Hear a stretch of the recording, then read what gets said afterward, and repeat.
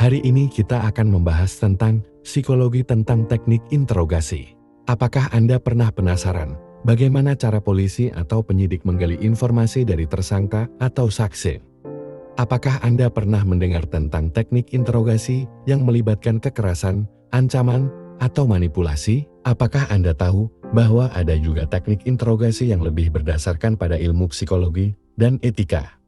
Jika Anda ingin tahu lebih banyak, mari kita simak video ini. Sebelum kita lanjut, mari kita bahas dulu, apa itu interogasi? Interogasi adalah pemeriksaan terhadap seseorang melalui pertanyaan lisan. Biasanya banyak dilakukan oleh pihak kepolisian untuk membantu memudahkan dalam proses pemeriksaan. Interogasi memiliki tujuan untuk mendapatkan informasi yang akurat, relevan, dan lengkap dari seseorang yang terlibat dalam suatu kasus hukum. Interogasi juga dapat digunakan untuk menguji kredibilitas, motivasi, dan kepribadian seseorang. Namun, interogasi tidak selalu mudah dan lancar. Banyak faktor yang dapat mempengaruhi hasil interogasi, seperti sikap dan emosi seseorang, kondisi lingkungan, waktu dan durasi interogasi, serta teknik interogasi yang digunakan. Teknik interogasi adalah metode atau cara yang digunakan oleh penyidik untuk mengajukan pertanyaan, memberikan stimulus, atau memberikan tekanan kepada seseorang yang diinterogasi. Ada banyak teknik interogasi yang dikembangkan oleh para ahli psikologi forensik. Psikologi forensik adalah pengaplikasian ilmu psikologi yang membantu untuk permasalahan hukum. Psikologi forensik dapat membantu penyidik dalam melakukan interogasi dengan cara yang lebih efektif, efisien, dan etis. Berikut adalah beberapa teknik interogasi dalam psikologi forensik. Yang pertama, teknik wawancara kognitif. Teknik ini didasarkan pada teori bahwa ingatan seseorang dapat ditingkatkan dengan cara mengaktifkan kembali konteks kognitif saat kejadian terjadi. Teknik ini melibatkan beberapa langkah, seperti meminta seseorang untuk menutup mata dan membayangkan kembali kejadian tersebut, meminta seseorang untuk memberikan detail sebanyak mungkin tanpa membatasi atau menyaring informasi, meminta seseorang untuk memberikan urutan kejadian secara mundur atau dari sudut pandang orang lain, dan meminta seseorang untuk mengungkapkan informasi yang mungkin tampak tidak penting atau tidak relevan.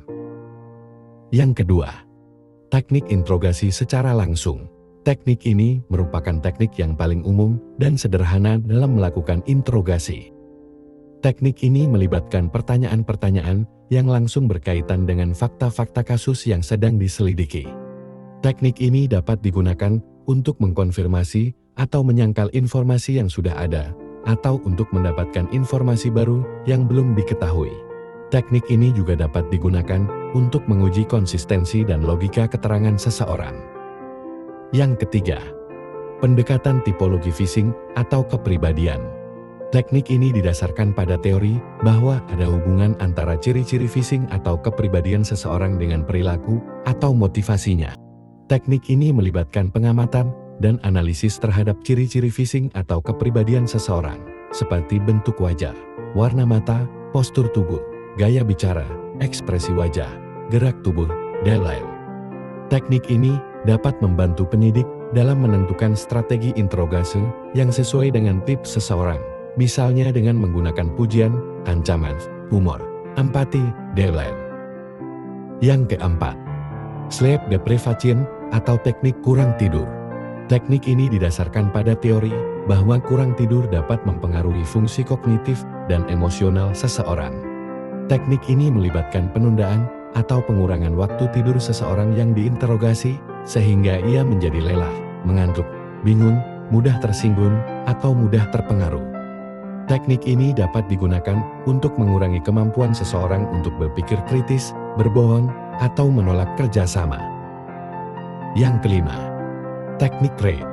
Teknik ini merupakan teknik interogasi yang kontroversial karena melibatkan manipulasi psikologis yang dapat menginduksi pengakuan palsu.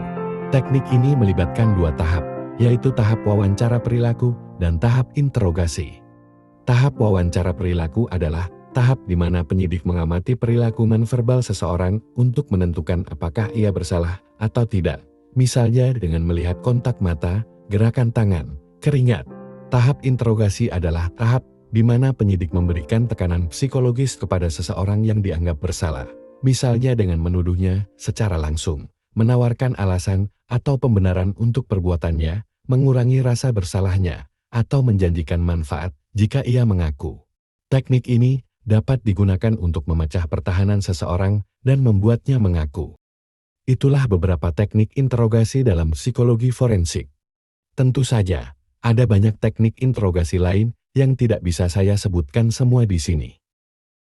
Yang penting adalah bahwa teknik interogasi harus dilakukan dengan cara yang sesuai dengan hukum, etika, dan hak asasi manusia. Interogasi tidak boleh melibatkan kekerasan fisik, ancaman, penyiksaan, atau pelanggaran lainnya yang dapat merusak martabat dan kesehatan seseorang. Interogasi juga harus dilakukan dengan profesionalisme, objektivitas, dan integritas. Saya harap video ini bermanfaat bagi Anda. Jika Anda suka video ini, silakan sukai videonya, dan jika ada pertanyaan boleh kalian ketikkan di kolom komentar. Terima kasih telah menonton, dan sampai jumpa di video berikutnya.